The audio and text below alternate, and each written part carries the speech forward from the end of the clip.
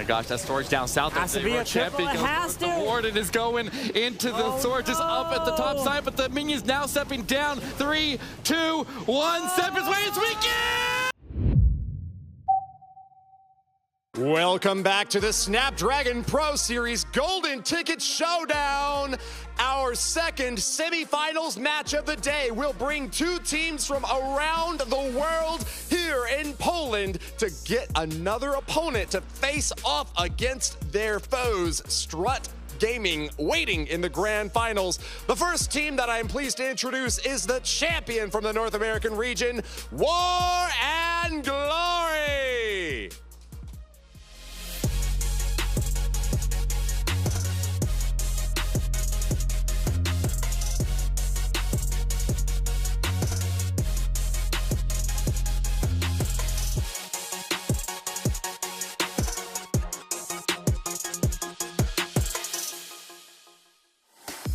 The War and Glory lineup for today is Benny, Rigo Torres, 23, Gareticus, Agent 33, and Nick.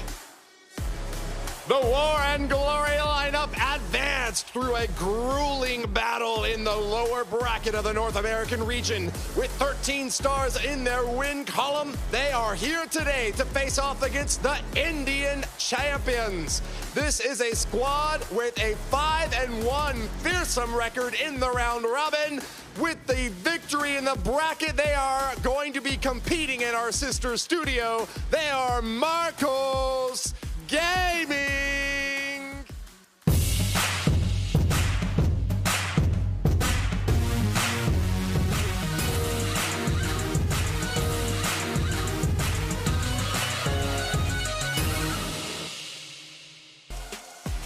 The Marcos Gaming lineup includes Godneru, Master Atif, Serial Killer, Grim, and 11. This is your Marcos Gaming lineup against the War and Glory team, competing in a best-of-1 single elimination match to contest a golden ticket opportunity for the $1 million prize pool Clash of Clans World Championship. Get ready for war! Take it away, Caster Desk. Well, here we go with the first attack, and we're thinking that Rigo loves to attack first, so let's keep it going with the Queen Charge Dragon Riders. It's not the Lalo here, which he typically loves to bring. Yeah, his favorite strategy, definitely the Queen Charge Lalo, but the Queen Charge Dragon Riders have performed very, very similar. This one using a Wall Wrecker selected at the moment. A couple of Teslas already popping into the area of the base there while he drives the Queen to go towards either the channel or into the Town Hall compartment. But the King will cut off the funnel and drive the Queen north on the base here. Yeah, but the Queen's ability, unfortunately, has gone off right in the beginning. So he makes the King invisible to try to take out that multi-target Inferno, but with no Queen ability through the rest of this base, he needs to ensure that he does not lose this Queen, has to maybe invest some extra freezes, invis, or even the rages through this course. Rocket Balloon Super Minions are coming out. Okay, Rocket Balloons are going to potentially get a strike at the Queen here. No, they go down here. The Super Minions get frozen up. He's got the poison down. The Wall Wrecker goes in after the same Town Hall takedown. There's an air defense right there. He didn't have to deal with it, but there's Yetis up there filling the funnel, and the Queen under a lot of damage here. She's going down! And Rigo Torres, with her Queen going down early, is going to be in a bit of trouble here, Carbonfin. This is not good at all. This is going to try to make his way into the scatter with his RC, into the enemy world champion. Dragon Riders are coming down, but he wanted this Queen to continue her way all the way through, even maybe reaching the enemy Queen back there. Still needs to finish dealing with the defensive CC. One more Super Minion floating around there. The World Champion will go to build to get the scatter shot finished off and then turn her attention onto that remaining CC. He's got the Headhunters protecting as he dives in with the defensive Queen takedown, and he's got a decent push here going with the Dragon Riders, starting to reallocate the resources that the Queen is no longer able to use and start to rage up these Dragon Riders and push as far as he can through the base. The problem is no Queen means this base is not going to be taken down. Only one Dragon Rider left. Has a Bat Spell and Balloon, but it's not enough to take it all down, as the Queen was supposed to be responsible for charging right through the core of this base and grabbing all that backside, so the Dragon Rider's going to stay on the edge and then eventually make their way to that scatter shot. And that Bat Spell was probably just to distract the Dragon Riders on their approach. Absolutely. You need the Queen to stay alive. I like what his plan was for the Town Hall. That worked out really nice there. The King did pretty solid as well. Like, the biggest thing there was just the Queen, and losing that early ability really hurt him. A spell being used there to take some damage off of her would have been very valuable, but losing that Queen ability early leaves her vulnerable, and when she's vulnerable, then this exactly can happen. Yeah, it definitely can, as he's trying to grab a little bit more percentage with the minions around. We have the gold storage, which, does he have enough? Oh, pulling some red air bombs as well. This clan castle is going to be too much, as he's not going to be able to get it here with a 76. Now, this is a very low percentage. So at this point, War and Glory is thinking to themselves that they have to win by a star to have a chance. Yeah, this is, I think, the lowest scoring attack for Rigo Torres the entire season. All the way through the group stages, he was 100% hit rate. He was flawless. He's gotten to the big stage here, and maybe the nerves is getting to him a little bit there, but he has had a couple misses this weekend. A couple of them were like a 99 and 97, and then a triple, but this is his lowest one the entire season after they moved past the Open Finals. Yeah, you can't afford that mistake at this stage of the competition, as the Queen, we're looking at the replay, was charging her way into here, but unfortunately couldn't survive through Scatter, through the CC, and especially that Eagle shots were waiting to hit that Queen, but the ability going off early cost him this attack. Yeah, definitely needed that, and then obviously if the CC was under control, the World Champion would have been safe to continue on a bit further as well. But all right, here we go. We got to return fire out of the Indian team, out of Marco's Gaming. We'll see what they can do on their open attack here, as we have Godfather Niru coming in with that Hydra. They are very good with it. He's got the clone. He'll open with the clone bomb onto the Eagle Artillery. Usually they go after the Town Hall and go with that approach here. So a very different approach than we're typically seeing out of these Hydra attacks. Very different, as the clone helps grab that Eagle Artillery, pulled a little bit of the CC, which has super minions inside of it. But the teams from over India do love coming in with air, like especially E-Dragons is one of the most common attacks there. And actually, it hits it at around 77% hit rate in the Indian regional final. I like what he's doing is Electro Dragon down at the bottom there with the freeze, locks up the air defense, gives that E-Drag time to work. It will form the funnel on that side, and taking that air defense out of the process is a nice extra bonus. And then turn on the CC. There's the Hydra pushing in with the board ability, the early rage. He still needs to get the Town Hall down, but the Dragon's split off that direction here, Carbon. He has a few dragons that are going to make their way to the Town Hall, can rage and even freeze it up, as more dragons are going over to the Royal Champion using a freeze. He's got the dragon splitting, so the Town Hall should be secured, and there it goes. Hanging out this Royal Champion to see how much value he can still get. And needs to get the defensive Queen out of the middle base. Their only Dragon Riders arriving to her at the moment, and they get picked off. The Dragons have swung wide to the outside. They are grouped up with the heroes there, so if they can at least keep the heroes protected, get that Crown Expo down, and that Inferno is incredibly important here, because everything else they can reach from the outside of the base. He starts to freeze in that area and try to give the additional support. Does the Dragon take the turn? No, it does not. That multi is going to be a major headache for him. Yeah, the multi-target Inferno, plus we have a back-end single-target Inferno towards the bottom of the base. Royal Champion's abilities intact. He wants to save these abilities as long as possible, but the defending King, full health, is slowly now going down to these Barbarians. Super Minions are going to come in later after the fact to try to help snipe the multi, as the Royal Champion, and now pulling out some just goblins. Okay, yeah, I was like, there's not a lot of them, because he's already pulled the Super Minions out. Yeah, but he got that freeze onto the defensive Queen, and that gets his Royal Champion through Popper ability that damages up to single Inferno. That gives him a chance here. His Queen still has her ability. If he gets the single down, oh, the Tornado Trap catches the Royal Champion, and she will not have the punch to get through the single. No, this Queen, oh, wait, look at the wall she's attacking. Yeah, she's got to go for this wall here, which gives her access to the Grand Warden and single, which means the Queen will have to run around to the bottom side. He can't drop any, like, he had to drop the minion to the far right, because there was the Archer Tower to the bottom side of the base. But yes, looking like we've got ourselves a defense, but it's going to be higher percentage than Rigo, which means the advantage will be for MarCo's Gaming's favor. Nice even start here, as this queen will eventually get overwhelmed or run out of time.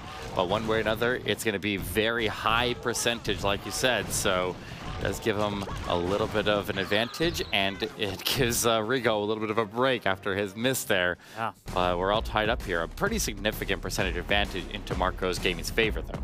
Unfortunately, was not able to get that. Falling short, we're seeing the replay of the Dragon splitting off with that early Warden ability. And the big reason why you want to pop these early Warden abilities with the Dragon is because you want to protect the balloons. So they go deep into the base, and they're the ones responsible for pulling the trap. Because many people are always wondering, why don't you just save your Warden ability for that Town Hall explosion and the poison? Well, it's because you want those balloons to pull the traps to protect the Dragons. And if a few of them take it down, the rest of them can try to go into the core. Yeah, soaking up as many traps as possible on entry, always critically important, and keeping as many dragons inside of the warden. Like, if they're all getting hit by it, then you're going to save as many dragons as possible. If you wait till a handful of them die, then they haven't dealt any damage. So they give them a chance to deal that damage. All right, coming in from the other side, actually the originator of this strategy, Nick from War and Glory, the first player to ever use this, is now breaking out. It's Inferno Dragon Riders. Yes. With a whole lot of skeleton spells. Indeed, with the bat spells being used to help take the air defense down with the balloon, pulling a sinking air mine as the blimp goes through. Oh, we find a tornado trap spinning him around. But Sneaky Goblin should be enough. I think they landed close enough that they're not going to the storage. They're going to the Town Hall, and they will take that Town Hall down safely. Inferno Dragon forms out the funnel, and here we go with the main push. Also, he got the defensive CC pulled there. Yeah, with the Inferno Dragons to the top side, with the Dragon Rider as well. Where is the Warden? Don't you want to get the Warden down, Nick? There he is. There it is. It's a little bit late. It's all right. He's there just in time to absorb the Eagle Artillery Strike there. The skeleton spells were absorbing the damage, so the Inferno Dragons weren't really taking much damage. But now his Queen deploys on the far left side. Offense safety is very, very important that we keep the Queen safe with their Unicorn intact, and ideally her ability intact until later in the attack as well. But he's got the skeleton spells across the middle of the base there. The Hail Spell comes down to top off these Inferno Dragons in the area, and if he gets through that single and push to the backside to that defensive row champion, he'd be in a really good spot here. Yeah, he's going through. We have double multi-target Infernos over where the defending King is, saving his Royal Champion for as late as possible. But notice, he still has 2 skeleton spells, and the whole point, he can use those in front of his RC to protect her. Yeah, with the Warden and the Inferno Dragon working on the defensive Royal Champion, now the way is cleared. Here he starts in his Royal Champion. He's got a lot of ground skellies, but all the heroes right there are going to work together to get those ground skellies down, and the freeze will stall them up. He's looking pretty solid here. He's got a long way to go, but these heroes have a lot of punch with multiple abilities and tons of spell support intact here. The only real threat here, I think, is that Ground Expo, and so if it does too much damage as he rounds through that area, it could be the only thing that could stop this. But he's already got the skeleton spell down to start to control that area of the base. Skelly spells are going to help tremendously as he's making his way through, but notice this Warden is joining with the RC, making her even stronger with the health, because that is what the Warden provides of the HP buff as you're making your way through with the freeze. And look at that, beautiful job. Can even use an invisibility spell, but you want to make sure you're tripling as fast as possible in all your hits. And keep every troop alive here that we possibly can. The Queen is safe, the Warden is safe, the Royal Champion is safe. There is that Queen ability. Get those archers spawn and boost her damage to close it out with about 30 seconds to spare. Nick from War and Glory put some pressure onto MarCo's Gaming now. Beautiful attack, exactly what they needed. And I think Nick from War and Glory here is the one that has the most experience. Maybe he's got so much experience through even everyone here together, right? Of all the finals that he's been in. He's a 5-time champion. Granted, he played some of those online, but he did get his first one in person. Absolutely. I remember seeing that live at the Barclays Center in New York City. That was absolutely crazy. You were there casting that. I was just watching.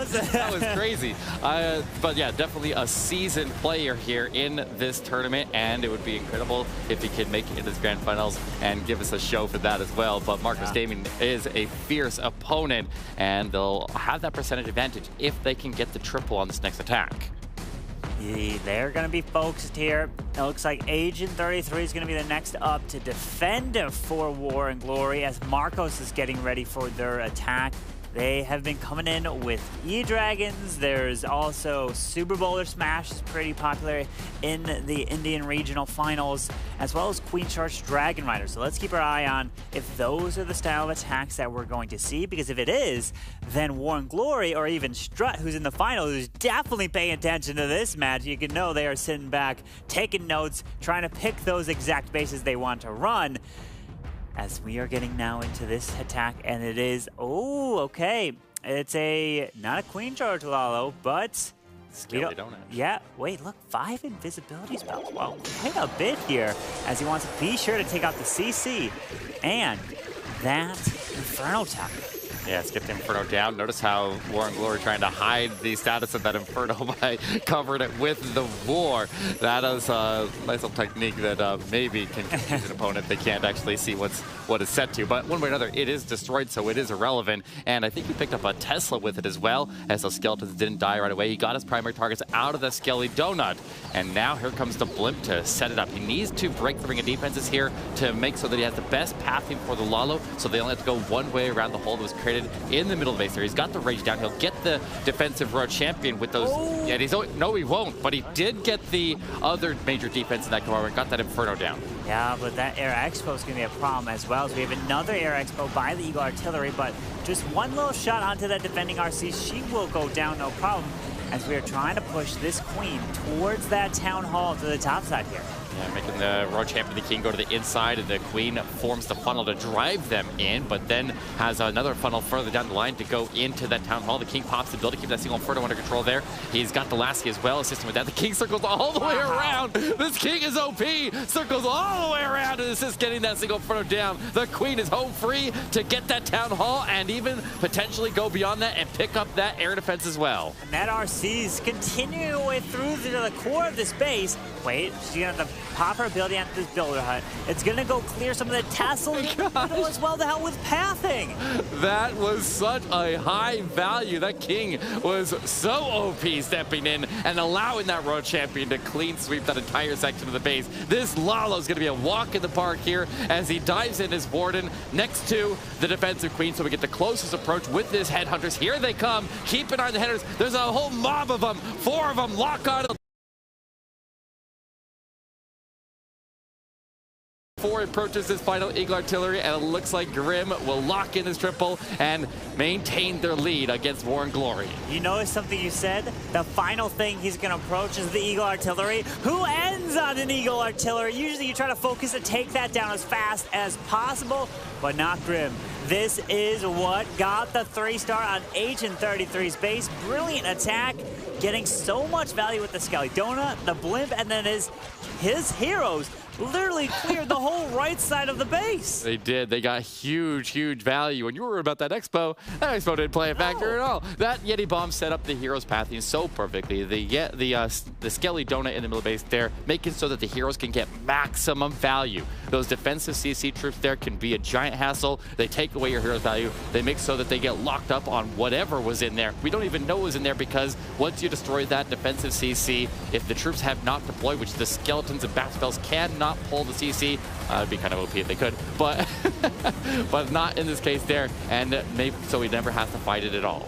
Brilliant attack with the Headhunters under the Lalo, which is typically what you do because you want to time that Warden ability to protect your Headhunters to get the enemy Queen, and it was a gorgeous attack. Now, War and Glory must triple to take the lead back, or at least temporary, depending on what Marcos Gaming will do on their next hit.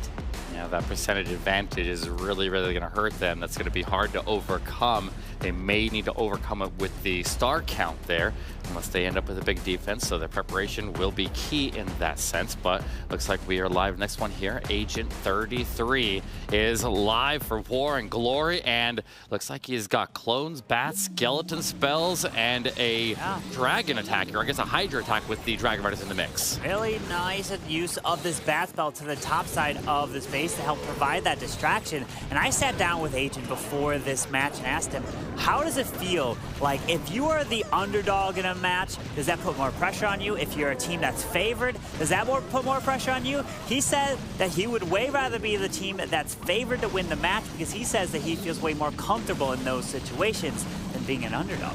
Well, they're very rarely the underdog throughout the North American region. Yeah. But let's see if he can now get this triple, as here comes the Dragons. He's going to deploy the one Dragon Raider remaining with that and using a bat spell, not only to help him through that top section of the base there, that drove that Dragon Rider all the way through the Eagle Artillery and the Inferno. Really solid funnel right there. He's got us nicely set up, and the Dragons are a tight pack, and here comes that blimp to dive across the base into the Town Hall. With that blimp, the Rage Warden Tunnel's home can go perfectly off as he makes his way through, and it's just incredible the value that he set to the top side. So these Dragons are perfectly funneling their way into the core as a triple Ice Golem CC is now coming out as the Town Hall has been clutch, going down as he still has his World Champion.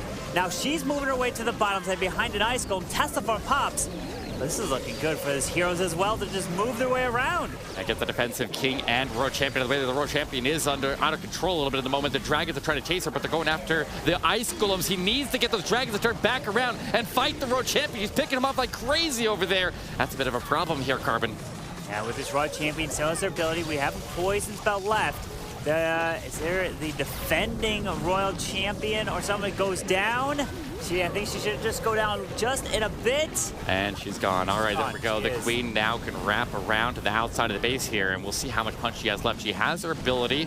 It looks like her Unicorn's intact. The World Champion and the remaining Dragons will give her a little bit of assistance, but that Ground Expo can deal out a lot of damage, and depending exactly how this Queen passed, she goes to the outside. She needs to go get that Ground Expo out early. If she circles wide and doesn't get it, then that's going to be okay. Maybe the Dragon can pick it up here, Carmen.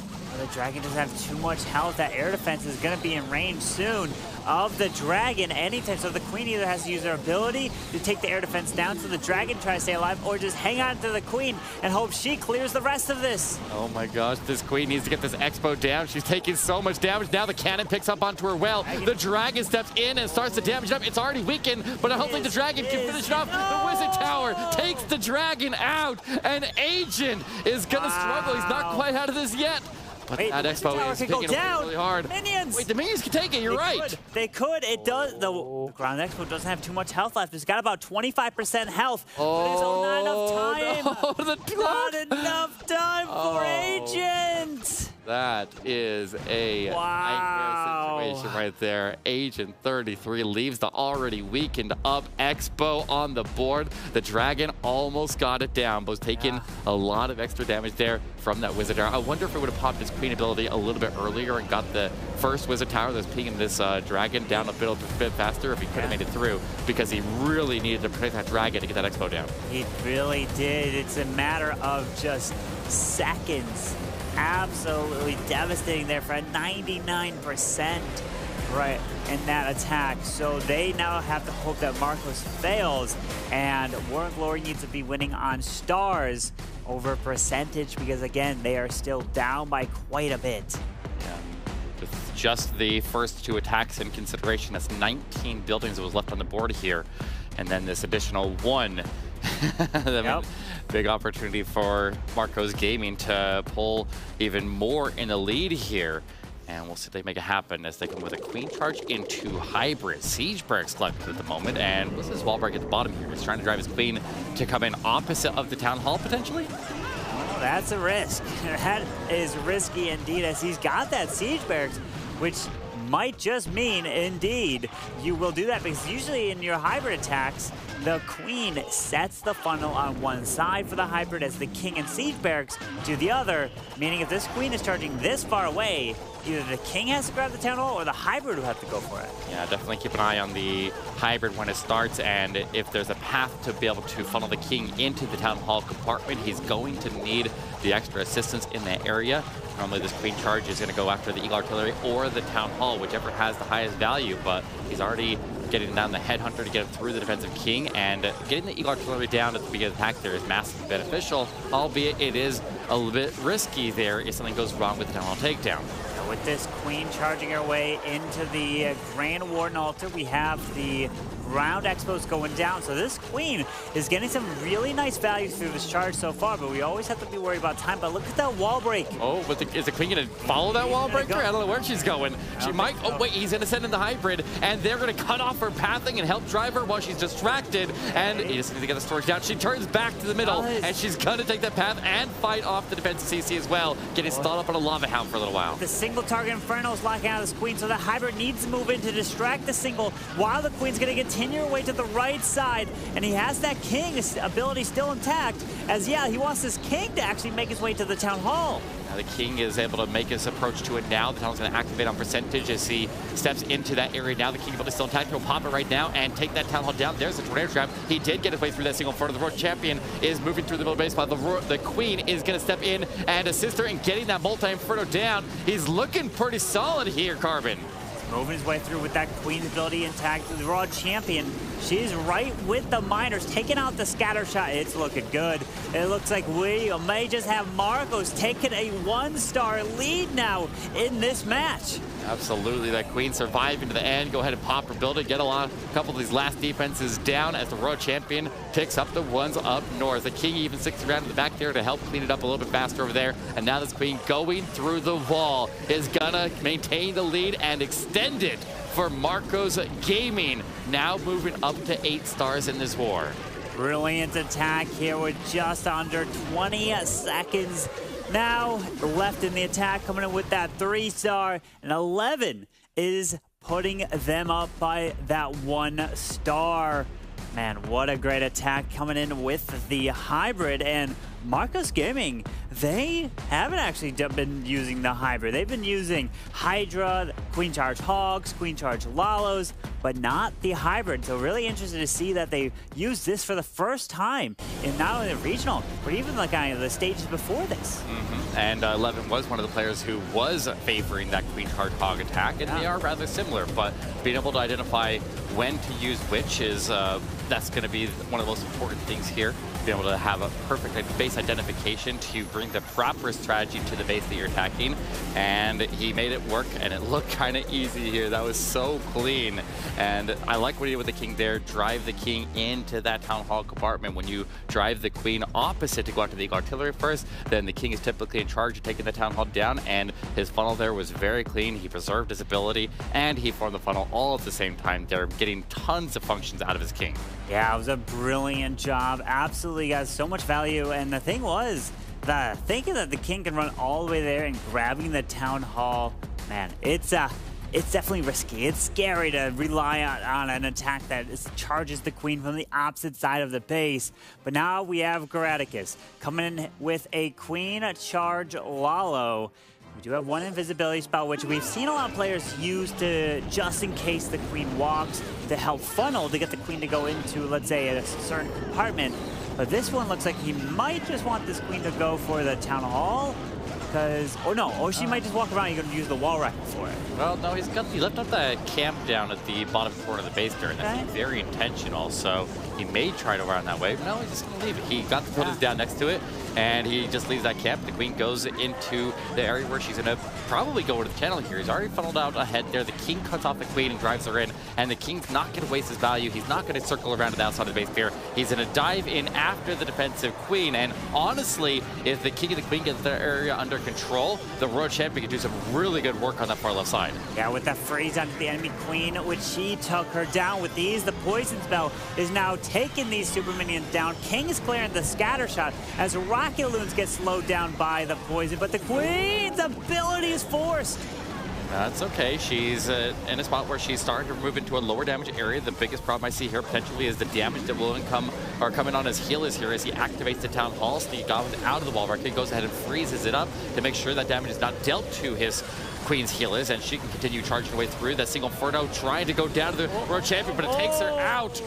Okay, Queen's in the crossfire. Multiple Expos, 3 Expos. I don't think he can save it right now. No, that warden ability goes off early here, which does protect the Headhunters. They need to take out the Royal Champion. He has a huge group of these balloons making their way over to the scatter. A few balloons over near the cannon onto the, trying to path to the air defense as a Rage is being utilized. This is the biggest threat now as a freeze. He makes his way through. The Rage is going to clear the scatter. Oh. And it's looking good. It's looking good for Graticus of War and Glory. Nicely done. It looked like it was kind of pittered out there a little bit there, but he keeps it moving, and the Blues now go invisible as they move into the last air targeting defense on the base. Pick that Expo off and coast his way in. Plenty of time, and War and Glory will put some pressure back onto Marcos Gaming. They need to keep tripling if they want to keep pace with what Marcos is doing.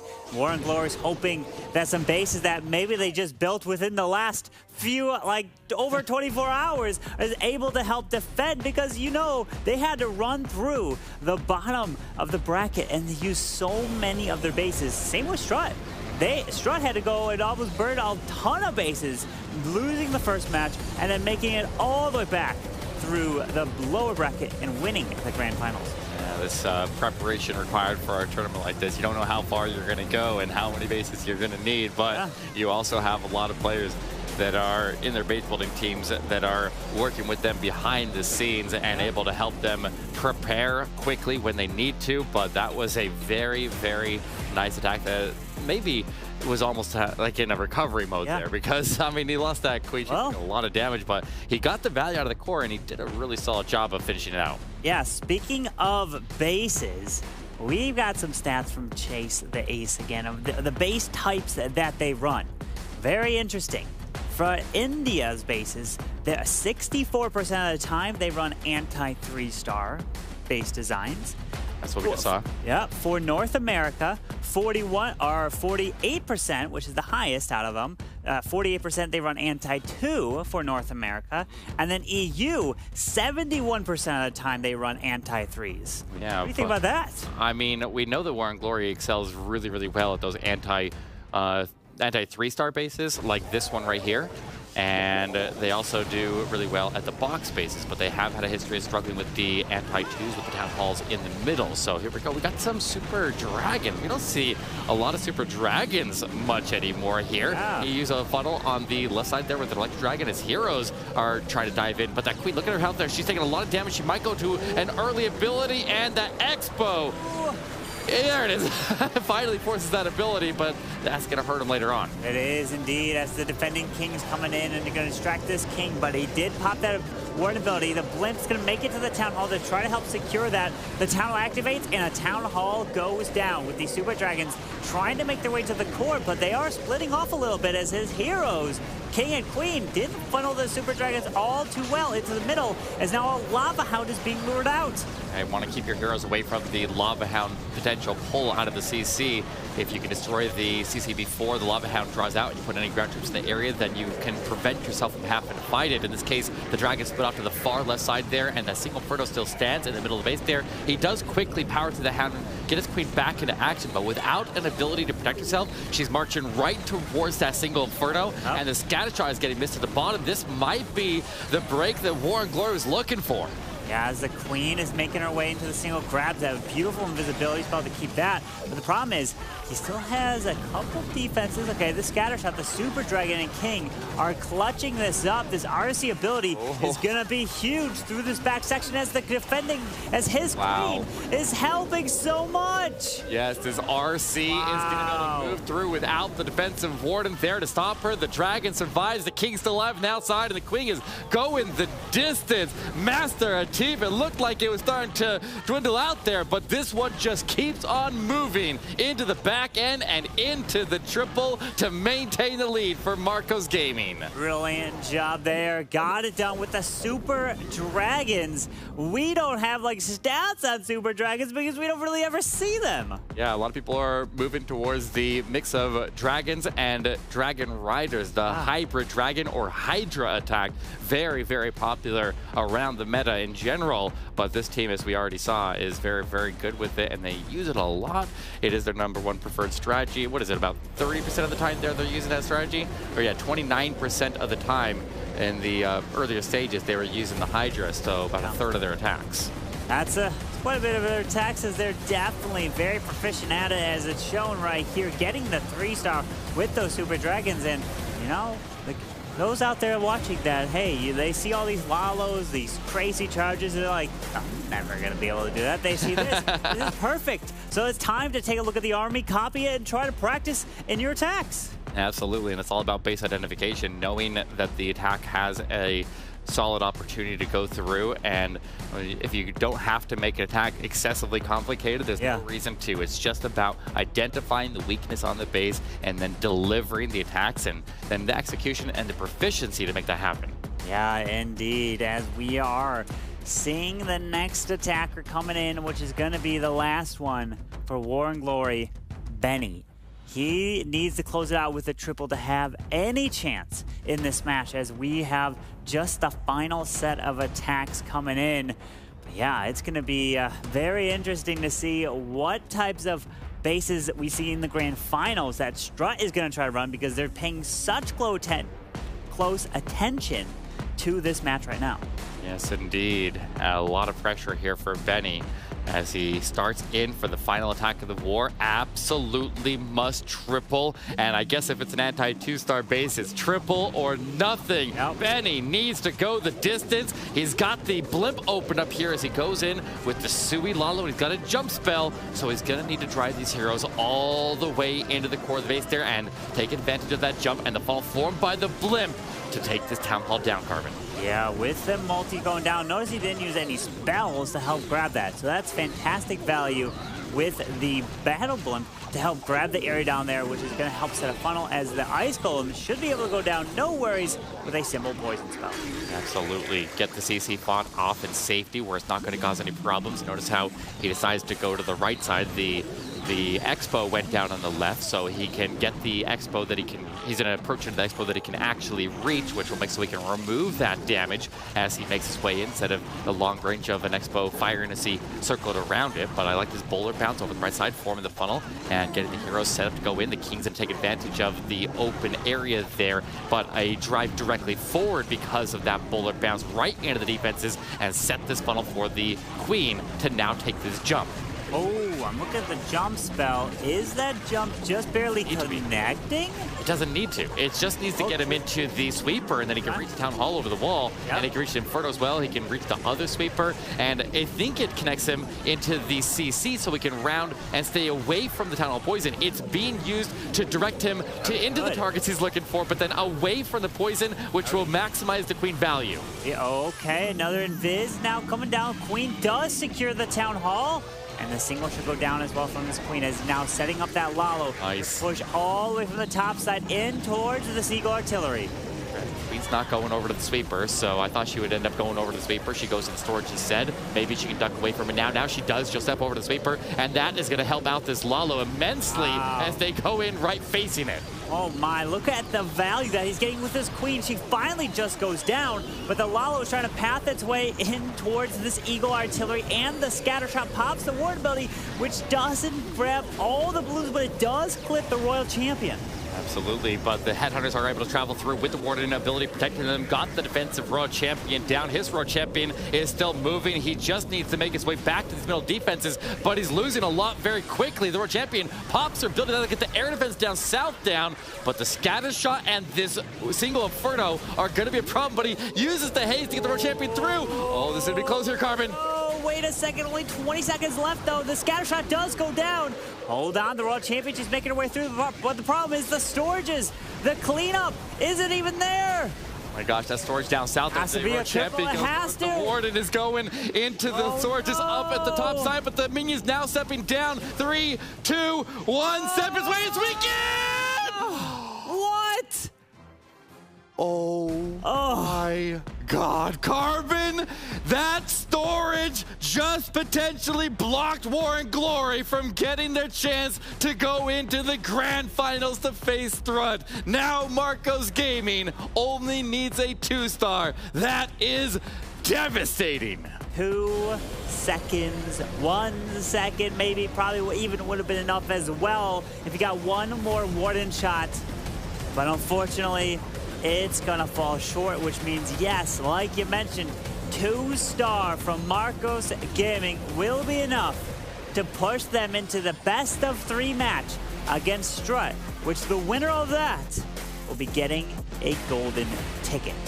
That is an absolute heartbreaker right there. So 99. Look at that. Oh my gosh, 99% time fails is all that is holding War and Glory back right now. But now it's time for a serial killer to come in and close out this war. All he needs is a 2-star, and Marcos Gaming would move on to face Strut Esports in the grand finals of the Golden Ticket competition. The one thing that War and Glory can note is if this triples, they still would have lost even if their 99s tripled, because the 1% attack from Rigo was super low. So that's the one thing that they keep note. Yes, very true indeed. The Queen is going to go towards the Town Hall here. Got the wall break. Got a clean funnel on both sides of it. He already wall broke over that Archer Tower on the left side. That made so we could get the wall break into the Town Hall. And it also, I guess the King is that. No, the King won't go in there.